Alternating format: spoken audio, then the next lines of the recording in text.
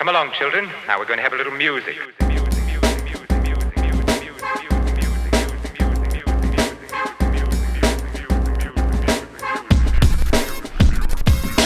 What is up, guys? I'm Andres. This is RB3. I'm Sabrina. And this is our review for the new Netflix movie, Noah Baumbach's Marriage Story. RB3 and Sabrina saw this together. I went separately, but we all saw it in theaters, which I feel like kind of gave more to this experience. Salute to Netflix. Salute to Netflix for putting this in theaters. Yeah, a lot of good movies in theaters. A lot of good movies. Yeah. But we all have thoughts on this movie. This is the very highly anticipated Noah Baumbach movie that a lot of people were talking about. And this is also a very highly anticipated Netflix movie because Netflix is actually pushing this movie quite a bit when it comes to awards already. There's been a little bit of a few articles talking about how they're pushing this movie even a little bit more than Irishman so far, as far as the marketing goes, and as far as the theater production goes. I don't know if you saw that article where they talked about how they're so confident in this movie winning Oscars that they're putting a lot in the marketing budget as far as Oscar awards campaign goes. Yeah. So with all that being said, kind of our expectations were kind of high going into this movie. And I'll start with you, RB3. Did this meet your expectations? Yeah, I mean, listen, I go in with high expectations for any Noah Baumbach movie. I mean, I was going to say. He's a great filmmaker, great writer, great director. This movie definitely feels like his most, to some extent, his biggest film. I think this has like the most, you could kind of see like the production design. There's a lot that's happening here. There's a lot more money being spent on this movie. It feels like a bigger film. There's a lot more editing in this movie that's done in a lot of his other films, which is really unique. So this definitely stands out in his filmography. I wasn't disappointed at all. I think it was really, really great. I have more reserved feelings, not because of the movie itself, just because like personal feelings that like the movie itself deals with in terms of like family and stuff like that. So it's just like, it's tough kind of putting like personal stuff aside. Sure, but doesn't that add to the experience, though? It does. I feel like it does. It does. And then, that's the marks of a great movie, right? But there's also movies, like a movie that's extreme for me for that is Fences. Like I cannot watch Fences at all. I can't watch it. This movie I definitely can see myself like revisiting a lot more because it is a lot better when not better, but I think it deals with a lot. It has a lot more fun. There's a lot of comedy in this movie. There's a lot of sweet moments in this movie that I think are really, really genuine, and it has a lot of range to it. So I think overall, this is one of the better movies of the year so far, and definitely one of the better Noah Baumbach. How about you, Sabrina? I know you were highly anticipating this movie. I love Baumbach. So basically, I had really, really high expectations. Completely surpassed it for me. I couldn't stop thinking about it for a few days afterwards. I'm still thinking about Adam Driver's performance. Yeah. I just think it's so beautiful, and it's such an honest portrayal of like relationships, not even just between husband and wife, but even with their child, even with her mom or like her family. I think it does a really great job of that. Their directing is so brilliant, and the dialogue is absolutely incredible, and it's elevated by those performances, as I said, because they're all incredible. I cried a lot. Yeah. So. Yeah. Oh, yeah. Yeah, I remember there were tears flowing. They handed out tissues at our screening, like Marriage Story tissues, and I was like, I'm gonna need both of these. I was like, yo, give me yours. Yeah. So my experience, guys, I can't lie. I'm gonna drop the bomb right now. This might be one of my favorites of the year. It's one of my. Obviously, we're gonna make a list and we're gonna talk about our favorites of the year by the end of the year after I've seen more movies.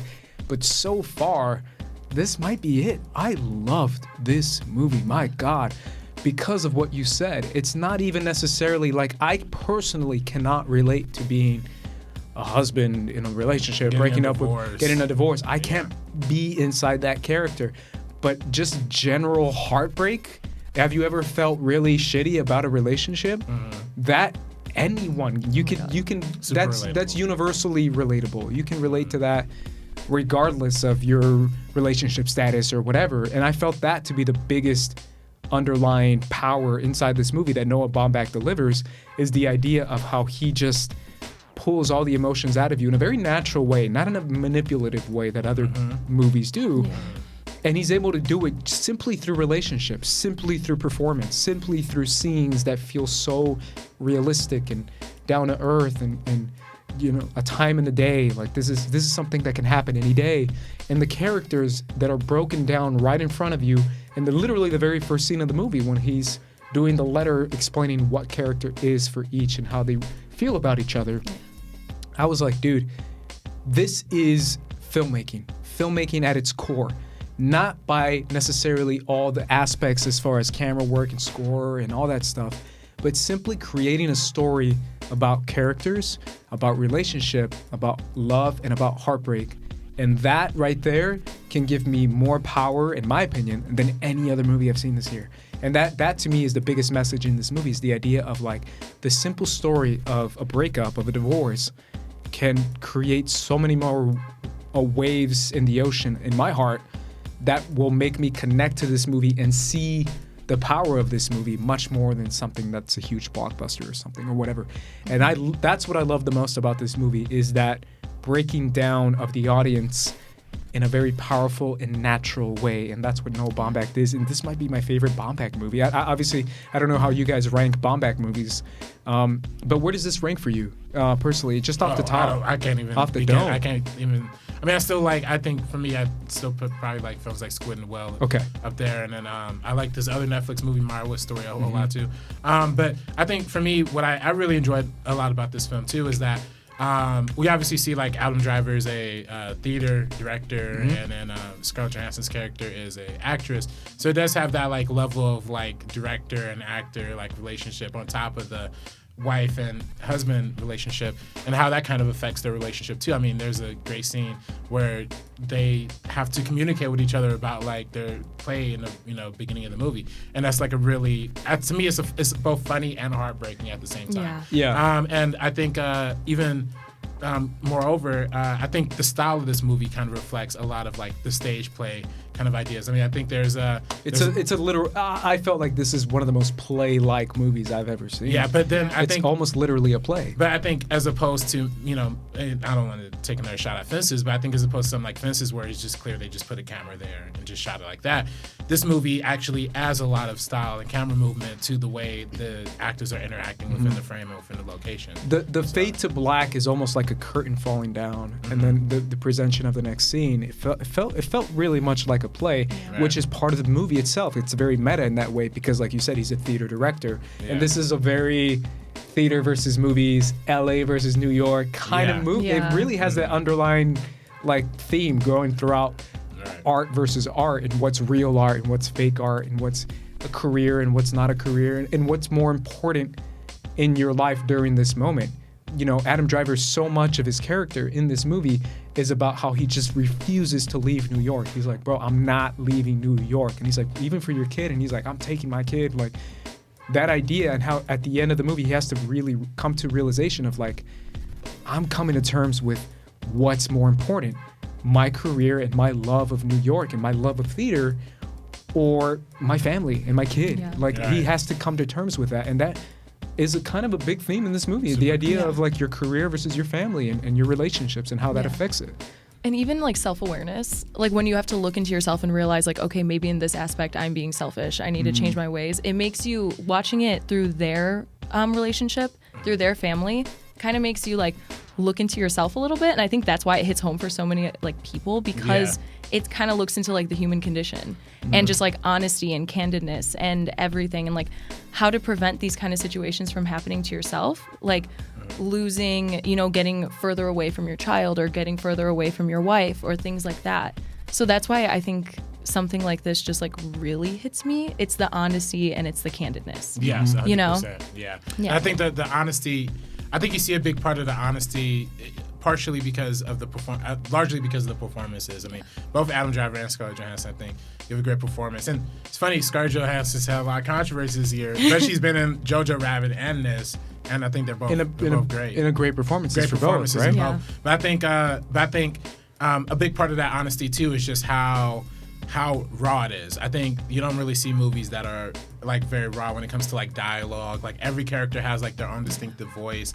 There's a lot of like times where actors might have like mistakes, or they're handling a lot of like business, like and doing things like while they're performing and acting. It just adds to the layers of realism like throughout this movie. So.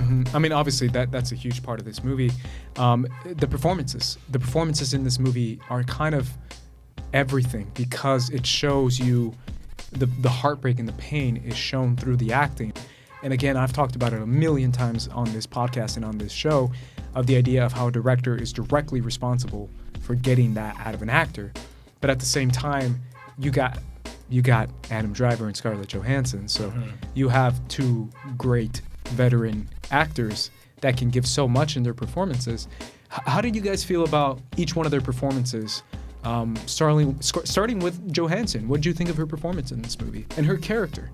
I like her character. I mean, she felt like an independent. I feel like what's great about both of these characters is that they both have their own kind of individual flaws. You know, they're both kind of selfish from their own perspectives. But you kind of imagine after being married for like over 10 years, like you'd have to start, you know, at some point, I guess, thinking about yourself more than you're thinking about your partner or your relationship. So it explores that dynamic really well, and I think Scarlett Johansson does a great job of showing that. I think Adam Driver does a great job.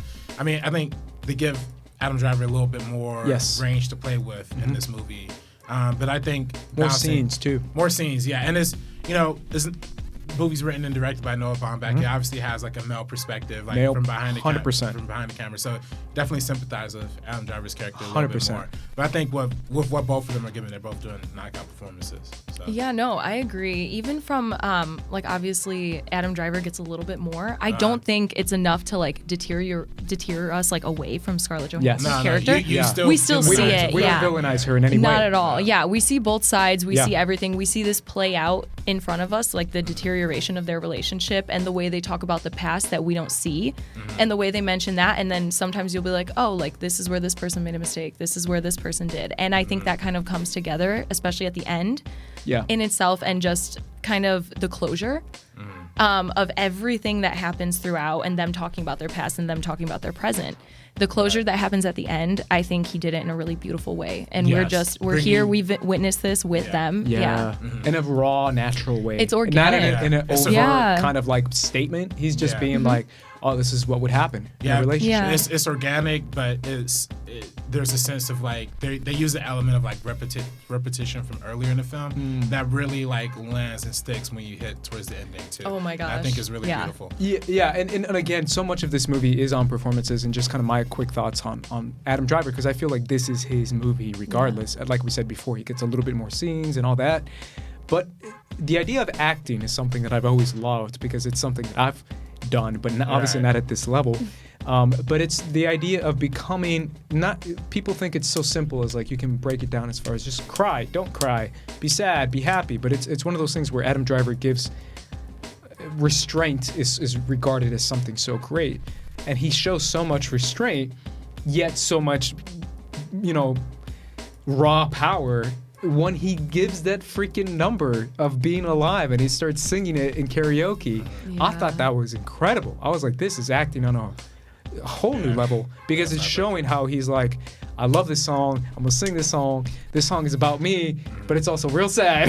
And I'm trying not to cry right now. And even he at the end of the song, he literally goes like he's trying not to cry, like he's starting to break down. Even just from like the relationship standpoint, everything that I was talking about earlier, this movie kind of like wore me down emotionally, but in a really good way. Like I remember afterwards, like we were driving home and I was like so like tired. Like I was just ready to like go to sleep. It just wore me down. Like those scenes, and then what you were talking about with the lawyer scene, and then the scene with just like that scene versus the scene with just Adam Driver and Scarlett Johansson, where they're really going at each other themselves. And the honesty that's in that one, because in this scene, they're arguing through lawyers. Their lawyers are arguing for them, saying their quotes.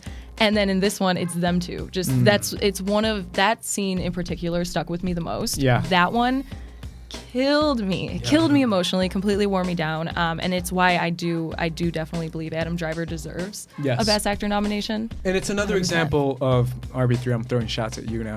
of theater experience and how theaters can give you so much more. Because I texted you, I told you that during that scene, my theater was like as if they were watching like a freaking Avengers movie during that scene. They were like, oh my God. Like, they were like, and it was like an actual fight, like a boxing match. And a big part of that is the use of camera angles, too. Like, there's times where the camera puts them in a position where you don't see them. And you're playing with a lot of expectations, the way it cuts to close-ups and stuff like that, and the impact that has. Yeah. Also, a big part of this movie, I think, I mentioned it before in the review, was the editing. And obviously, I'm an editor, so I look at that stuff. And there's a lot of scenes where there's a lot of fast cuts and a lot of, like, quick moments where they're barely glancing at each other. There's one moment in particular where they're closing a gate and then there's like the eye contact. It cuts back and forth between the eye contact really fast. Yeah. It's actually homaging a lot of older romantic movies, particularly this one called Two for the Road that came out in like 1967 or whatever. But that movie is also like a non-linear structure thing, but it has like very rapid, quick cuts. Like, and it's about a romantic couple going through like their breakup process too. Absolutely. So it's really cool seeing that kind of repurposed in this movie. I'm sure that was one of the many influences that he used for this, but it was brilliantly done. Absolutely. And I guess my final thoughts on this is, as I said before, this to me is cinematic experience. This to me is movies. Movies can give you so much through cinema, through a theater experience, through watching greatness in a simple relationship breakup story, which is kind of what this is. And it can give you so much more than that. And it can deliver the same emotional punch and the same, in awe-ness that you get from like Marvel movies, and you can get that in the Marriage Story even better because you kind of connect to the characters even more on a different level because it's a much more broken down, raw story. Right. And that's why it's one of my favorites this year. So shout out to Noah Baumbach. I agree. It's one of my favorites too. So yeah. Absolutely. Any final thoughts? This is obviously, as I said, one of my favorites of the year. Probably, obviously, I haven't seen anything, like not everything that I want to see. Sure. Right. But this is And number one right now. There's still see. so much more, but this is definitely number one right now. I really just can't sing its praises. Yeah, it's number one. Low-key, number one right now. From right now. Yeah. Okay. And this is, I've seen all of Baumbach's films, and this is my favorite one too for that one. So I just really admire how charming and sweet and sad this movie is and how real it is. And that's what really stood out to me the most. So I absolutely adore it. 10 out of 10. 10 out of 10. Wow. Ooh. Yeah. There you go. Alrighty, guys. Those are our thoughts on Marriage Story. Make sure and check it out. Obviously, it's coming to Netflix, so you can watch it. Yeah. And Netflix, I personally recommend, if you can see it in a theater, go see it in a theater. Those are just my opinions. But either way, I think we all agree that you should see this movie, whether it's at home or in a theater. So make sure you go check that out. And for the meaning of and for this Marriage Story review, I am Andres. This is RB3.